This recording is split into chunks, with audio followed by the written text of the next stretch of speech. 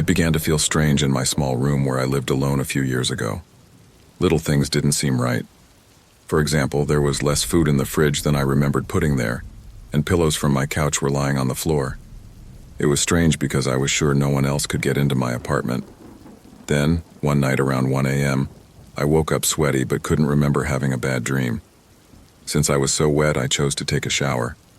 I put music on my phone in the bathroom, turned on the water, and began to enjoy my shower. It was a while before I heard the door move. It doesn't move on its own when I leave it open. When I looked at my phone, I saw a reflection of someone standing next to the curtain on the screen. I tried really hard not to scream and pretended I hadn't seen anything. The water was set to its hottest setting, and the shower head was taken off its stand. I'm still shocked at how quickly I responded. I turned the water on its hottest setting, which filled the bathroom with steam. As the hot water ran down the drain, it hurt my feet. I turned around, pulled the shower curtain open, and shone the shower head right at the person behind it. It turned out to be a woman. I hit her in the face with the shower head because she was screaming in pain. After that, I jumped out of the shower and ran to the door. I took the key out of the lock, slammed the door shut, and locked it. After a while, she started hitting the door, but luckily it was strong. To be safe, I quickly ran to the kitchen to get my big cooking knife after calling the police. When I couldn't find it and knew there was only one place it could be, my heart raced. The police came and put the woman in jail. It turned out that she used to live there but had to leave because she didn't pay the rent. She copied the key and broke into the apartment at night or while I was at work. I don't want to think about the fact that she might have woken me up in the first place. I've made sure to change the locks every time I move since then.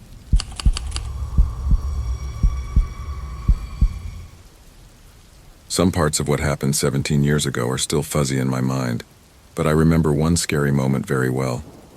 I was a tiny, quiet girl who only spoke up when the teacher asked me to. While I got straight A's in English and art, I really didn't enjoy math at all. I never did my chores or pass quizzes. My teacher made me sit in the front of the room so she could keep a close eye on me. My place was close to her desk, but not right next to it. It was next to the door. The school's walkways were set up by subject, so the other math teachers and I were in the same hall. One of them was a teacher named Mr. B. He was in his 40s and had gray hair and thick eyebrows. He always looked good in neat clothes like pink shirts with ties of the same color. 3 doors down from ours, between my class and the library, was Mr. B's classroom. He came in to ask my teacher a question one day right before class was over. While they talked, I wasn't paying attention because I was working on my homework. Mr. B stopped right next to my desk as he was about to leave. I was scared that I did something wrong as I looked up at him. "Isn't she shy?" She takes a step back but still looks at me. That's nice. It didn't sound like he was kidding or messing around in his voice. He sounded very serious, in fact. I didn't know it was creepy at the time. It worried me that he picked on me for no reason. My classroom was right next door to Mr. B's, and it was on the way to the library, which I used to go to a lot. From then on, every time we saw each other, he would wave at me. I was too shy to say anything but a nod. A few times he tried to hang out with me and ask things like, "How are you?" I don't remember what we said very well. I was still having trouble with math later in the term, so my teacher told me to stay after school a few times a week to finish up my work. I agreed because there were buses going home for sports and clubs after school. I stayed after school and worked quietly on some work I had missed while my teacher went through papers at her desk before we left. My teacher said she would walk me to the bus stop. Right before we got to Mr. B's classroom, he came out into the hall and wished my teacher a safe trip home. He then turned to me. He got down on one knee, put his hand on my shoulder, and squeezed it. He then said, "Be safe on your way home." I planned my route to the library around Mr. B's classroom the following year. I walked across half of the school because there were 2 sets of doors. I didn't want to see him again, but I also didn't think it was important to tell anyone about it. I only knew that being around him made me feel bad.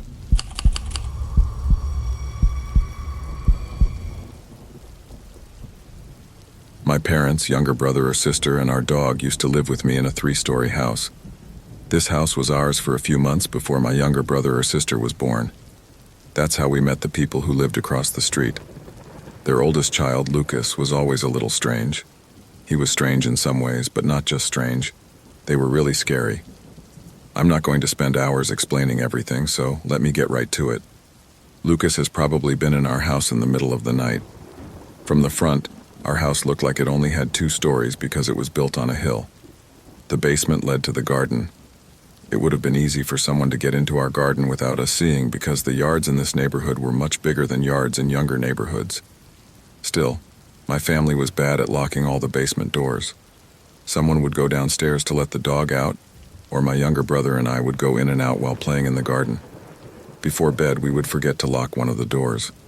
People in our neighborhood often left their doors unlocked because it's safe. But my family locked the downstairs door and all the doors on the main floor every night. Back then, I didn't get enough sleep, so I was often still awake at 3 or 4 in the morning. Late at night, there are 2 times that make me think Lucas has been in our house without us the wiser. I was in my bedroom on the 2nd floor of the house one night. It must have been around 2:30 in the morning when I heard a growl coming from downstairs. Because I thought my dog had seen a cat in the front yard, I ran downstairs right away to calm him down and keep my family from waking up. This happens sometimes. I didn't think much of it, though. But I didn't find my dog by the front window. Instead, I found him by the downstairs door that was locked. He had his nose against the bottom of the door and the fur on the back of his neck stood up. Someone or something was on the other side of the basement door. I was almost a teenager at the time, so I became scared and went upstairs in secret. There are 2 people I woke up, but neither of them paid attention to me. My dad thought my dog was hearing things outside, so he went downstairs to see what was going on. He said everything looked good downstairs, but he saw that we forgot to lock one of the doors that night. The next night, I stayed up late in my room. The dog didn't growl this time. Instead, I heard a loud bark that echoed through the whole house. It was a loud, sudden sound that almost made me jump out of my chair. I quickly looked out my bedroom window to see what my dog was barking at because I thought he had seen a cat outside. But my heart sank when I saw Lucas running out of our front yard in the dark instead of a cat. Before I quickly shut the blinds and hid, I watched him run across the street and back to his own house. It took me a while to figure out what I had seen and why Lucas was in our yard so late at night. First thing the next morning, I told my mom about it. She said she would talk to Lucas's mom about it. After the fact, I learned that they told my mom that their son would never do that. But I'm sure Lucas has been doing something in our house at night. Let me say that this happened a long time ago. My family no longer lives in that house. But now that I think about it, I can see how creepy the whole thing was.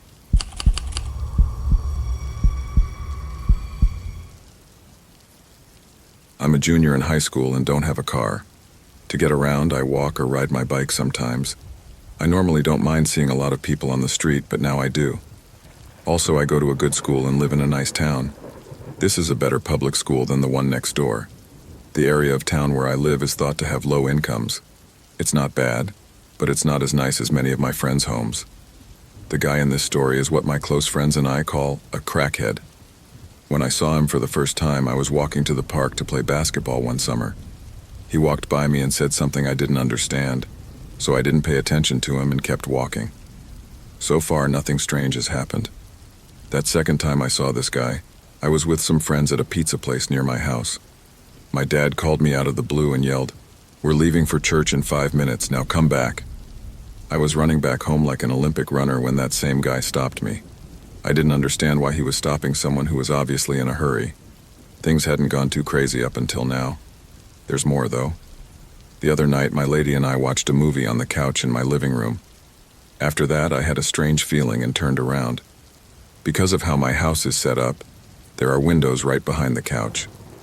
I saw someone looking in through the open blinds when I turned around. I'm not sure if it was him, but he looked like him and was wearing clothes that looked like his. And she looked at me after I caught her eye. When she did, though, he just walked away. We watched the movie again after I gave them a shrug. Things start to get strange now. One of my best friends, let's keep his name secret and call him P, often hangs out at my house. While we were walking to the store to get snacks, we saw the crackhead coming our way.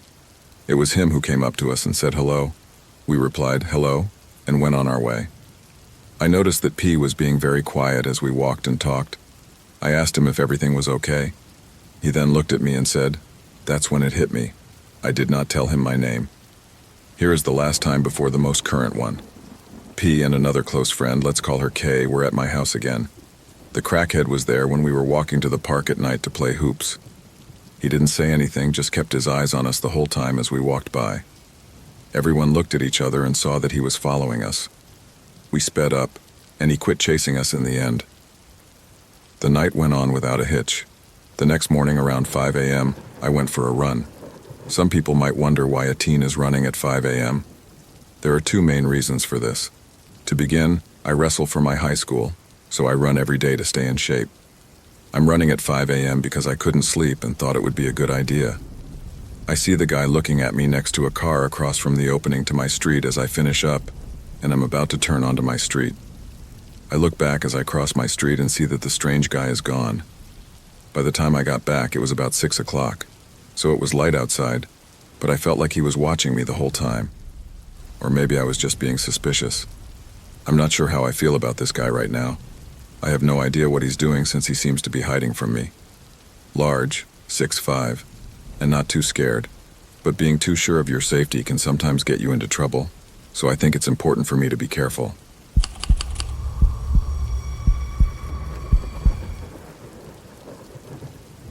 I rented a house in Northern California a few years ago. The area was not in the suburbs, but close to them. I liked it because I had enough room and nice neighbors close, so I didn't feel alone. Since there were no headlights, it was very dark at night, especially when the moon was hidden by clouds. I didn't mind that it was dark, though. Even more, it made my little house feel warmer at night. Then I got home from work one winter day. Since it was cloudy, the only things I could see were the front door light and the headlights on my car. I thought someone might have been smoking close when I got out of my car. It smelled strange because I had never smelled it in my house before. I didn't see anyone, so I didn't pay attention to it and went inside. My shift had extra hours, so I was very tired when it was over. Even though it wasn't 7 o'clock yet, I chose to shower and go to bed. When I woke up later, yes, I did hear something in my house. My friend would sometimes stop by after work to use my shower, so I wasn't worried at first. He could even come in when I wasn't there because I gave him an extra key. But he always texted me first, and I didn't hear my phone ring this time. I looked at my phone on the nightstand to see if my friend had texted me. I could not see because of the screen and number pad's bright light. Back then, phones didn't have dark mode for the screen, and my phone was so bright that it could be used as a torch. I could tell it was late at night, maybe 9, but I wasn't sure if I had a new text. I put down my phone and called out the name of my friend. There was quiet for a moment, and then I heard loud footsteps coming from the basement of my house. I jumped out of bed and ran to the closet. The time I opened the door and walked inside, they were already up the stairs. There were 3 rooms on the second floor, a bathroom at the end, 2 bedrooms on either side of the hallway, and a 3rd room in the middle. There was a small gap between the bathroom door and both bedroom doors. Someone in my house ran down the hall, past my door and into the bathroom. I'm glad they did. I had enough time to get to the attic through my closet and pull myself up. The person ran out of the bathroom just as I was starting to get up. The door to my bedroom burst open just as I got to the top of the stairs. After that, I heard steps come into my room and then stop. They ran back to the hallway and into the other room, which only had boxes, weights, and a table where I painted models. They turned on the light in my room and ran back in because they must have thought someone was hiding in the bedroom. After a short time, the closet door opened. I was on my knees in the attic, right next to the door, ready to stop them if they tried to climb up. I could only see down to their knees from where I was. They wore worn-out work boots and dirty blue pants with frayed cuffs. They looked in the closet for a short time and then stepped back. I heard a loud crash and then a frustrated and angry scream from my room. I stood there hunched over in the attic. I ran to the closet and forgot my phone. I wasn't sure if I could get down without him hearing me. The sound stopped after a while. I began to count slowly. I felt safe getting down and calling the police when I reached 1,000. When I came out of the room, the first thing I saw was that someone had turned over my bed. They were probably looking for me. That was the loud sound I heard when he got out of the closet. I called the police from the landline next to the bed because I couldn't find my cell phone.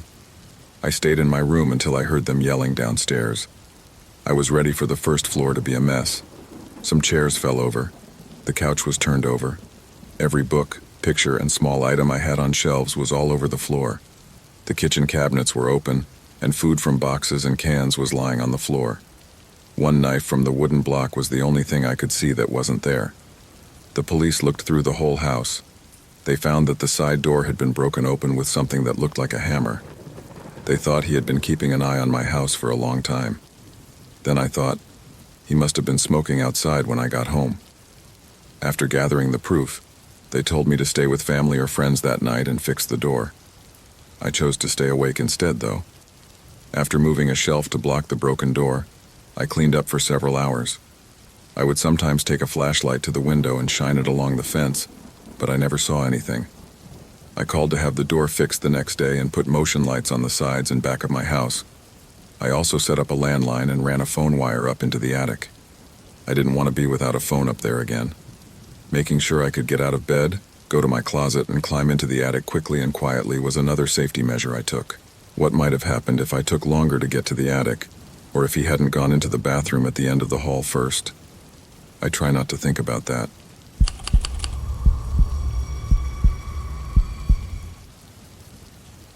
My friend Seth and I used to fish and have fun by the water with his family every summer at a house by a river.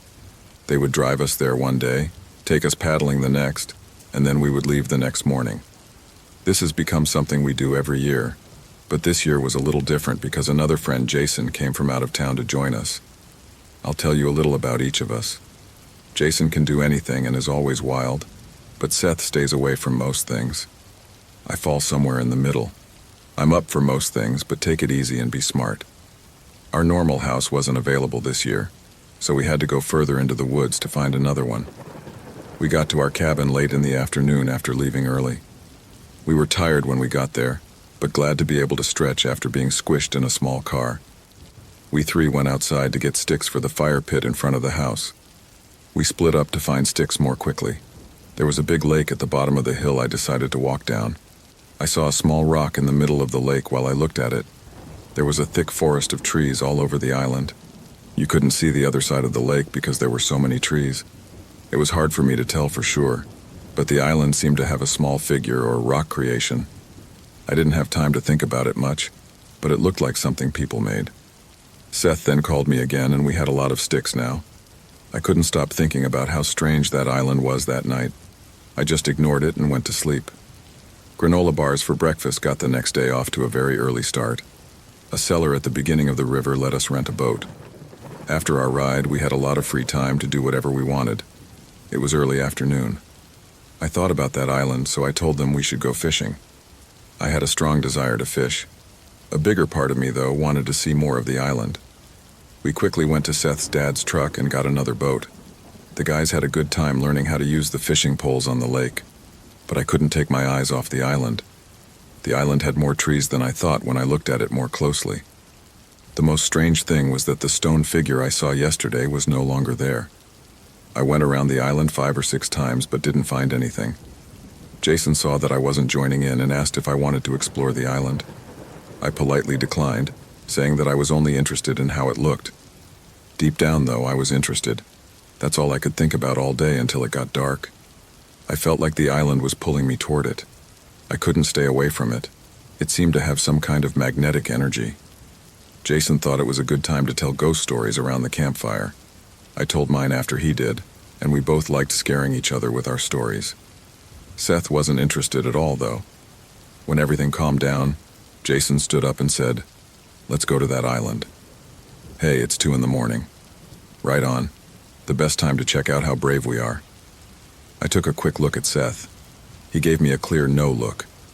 When I turned back to Jason, I thought about what to say for a moment before saying, "Okay, let's do it." We left with only an electric light. The moon and stars shone on the dark blue water, making it easy to cross the lake. I found a place for us to land. I was excited on the way there, but I felt weak and scared as I stood in front of the thick trees. After putting in so much time and work to get here, I knew I couldn't let myself down. He took the lead with the light. The light seemed to get less bright with each step. Then I heard something behind me. I thought right away that they were footsteps, but Jason didn't give up. He must not have heard what I told him. With all the trees and shadows around me, I thought I was going crazy. We went on until all of a sudden the lantern got brighter. In the middle of the island there was a small open area with no trees. We gave each other a look and then began to search the area. There was nothing there. We turned around to go back the way we came, but I stepped on something. It didn't feel like solid ground. It was strange. Once more I stepped on it and it made a noise. Jason also heard it and lit the lantern right away. I brushed off some dirt and found a door. A trap door that led into the ground. It was nowhere to be found. What was inside? I could hear laughter far away. Jason looked scared when I looked at him. When I turned to look at the noise, I saw a man standing on the edge of the opening. He didn't say anything. He laughed a little here and there, and then he laughed out loud. The lantern was too dim for me to see his face. He stopped after that. I knew he was looking at me. He started running straight at us all of a sudden. It was time to get back to the boat, I yelled as I ran. I thought he was pretty close. The lantern kept swinging until Jason turned around and threw it at him. I had to duck. When Jason hit him, I didn't notice that the guy was right behind me. We got to where we thought the boat was in the dark. But there was something wrong. The boat was no longer there.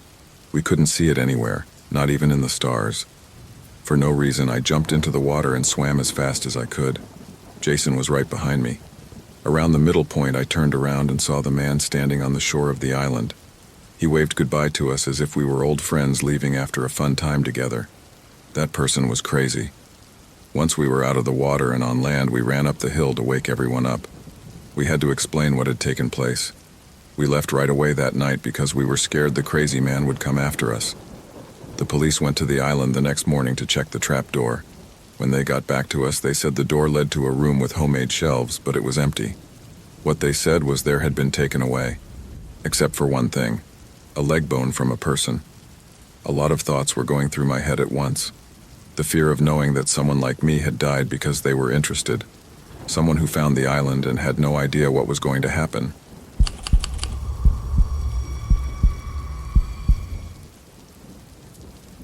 Three of my friends and I had a really hard summer because of work. We all worked on a project to take over a big company. We had to work late at night and on the weekends because of this. We also had to go to Switzerland for talks and to see how the business worked. We couldn't take any vacations until the takeover was over because of this project. We were totally worn out by the time September rolled around, so we needed a break. Like every other Monday, I went to work. AJ, my boss, came over and told me, "Tony, come into my office, close the door, and sit down." I thought my boss would say something like, "Tony, thanks a lot for all your hard work on the project. We have to let you go, though, after a review. It's not about you. I hope you get it." After everything we had just done, I was ready to tell him what I really thought of him and the whole company if this was true. He then said, "The board and I are very pleased with the work you and your team have completed on this project. We know it was hard, but you did it anyway. As a thank you for all your hard work, the board has given me permission to let you pick a place and an Airbnb in Virginia for you and your team to enjoy for 2 weeks. The company will pay for everything. Also, I almost forgot. On top of that, you will get an extra Christmas gift this year. How does that sound to you?" At first, I couldn't say anything.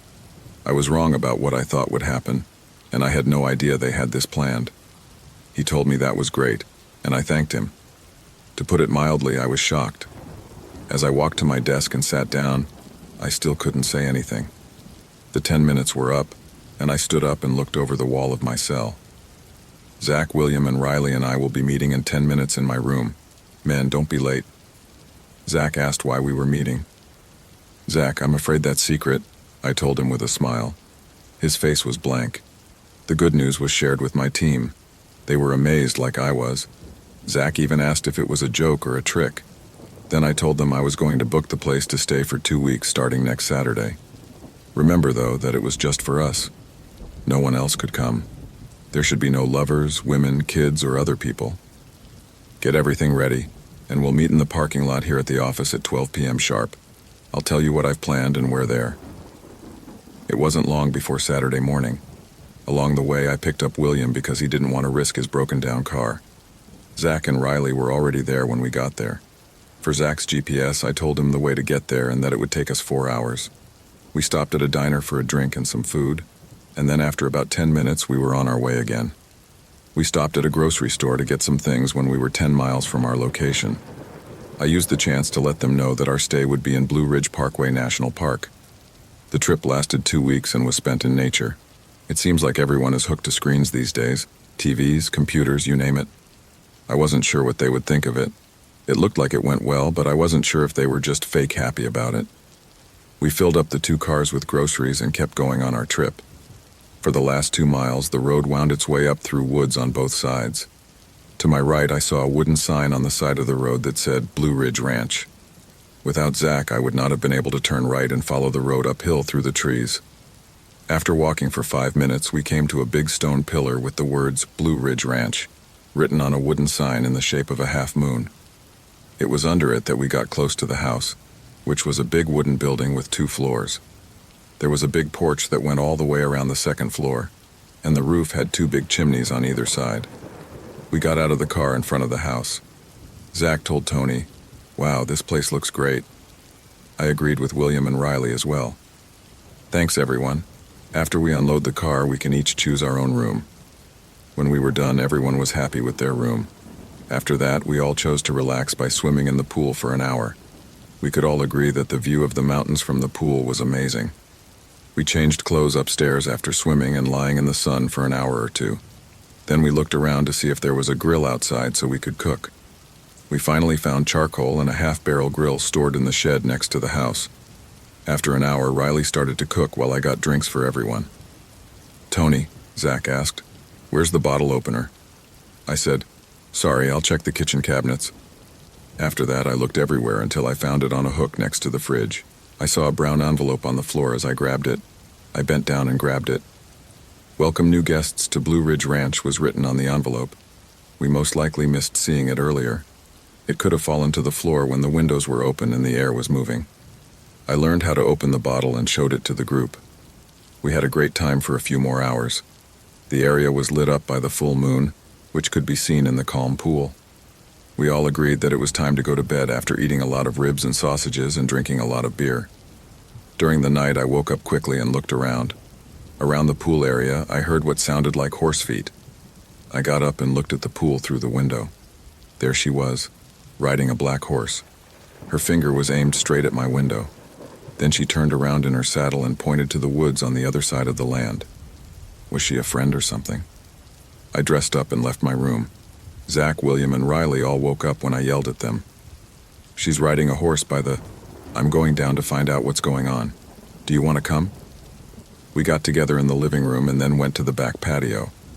A woman was sitting on a big black horse on the other side of the pool.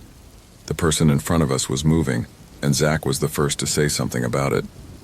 The woman on the horse pointed at us again and spoke, but we couldn't understand what she said. After that, she turned around in the saddle and pointed again to the woods behind us.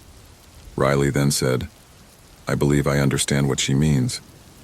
"Do you read minds or something?" "Not at all. I learned how to read lips when I worked with kids who had special needs." "So what does she want to say?" As she did it again, Riley stepped forward and watched. He then gave us a scared look and said, "She's telling us to run for our lives now. They're coming from the woods." "What the heck? What's going to happen?" Then William, in a scared voice, pointed to the same spot the woman had pointed out. When we all looked, we were shocked to see at least 10 big people running through the bushes and trees. Their eyes were red and they were very dark. The woman on the horse took off quickly and came straight at them. The horse and rider got lost in the dark shapes. The figures then turned around and kept coming toward us. When I yelled, "Keys!" everyone rushed through the front doors to get to their cars. We quickly turned around and sped down the driveway as we heard cracked glass coming from the back patio.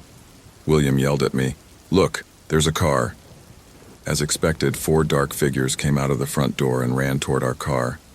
Thank goodness we both made it out safely. I saw that the figures had stopped in a strange way at the opening to the stone pillar. They turned around and went back to the house. Both cars stopped and pulled over to the side of the road after about 20 minutes. After leaving, no one spoke for a while. We were all shocked to the core. We finally chose to call the police and tell them what had happened. We told them that someone had broken in and that we had to run away because we were afraid for our lives. They might think we were pulling a joke if we told them the real story. I did, however, tell the owner everything that took place. While the police were at the house in the morning, we packed our things. A lot of damage was done to the doors and a few of the windows were broken. The owner didn't tell the police anything about what I told them. He told me he didn't know everything about that night. but I still think he did. He still gave us a full return, though.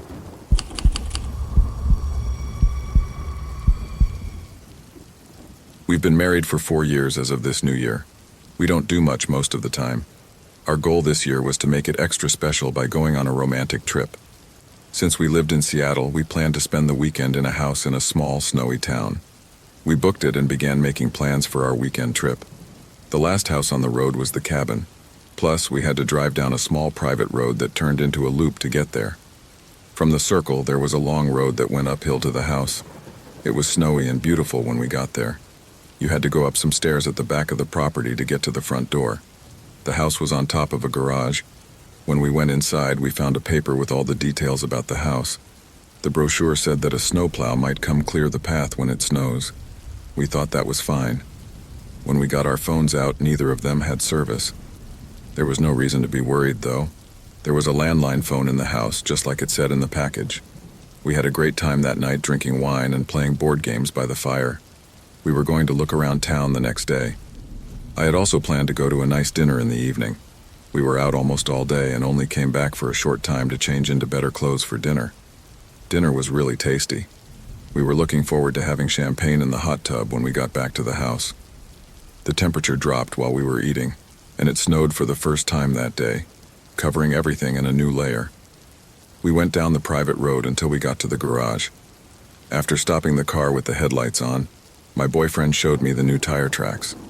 When I looked at the road, I tried to ignore the tracks, but they were easy to see.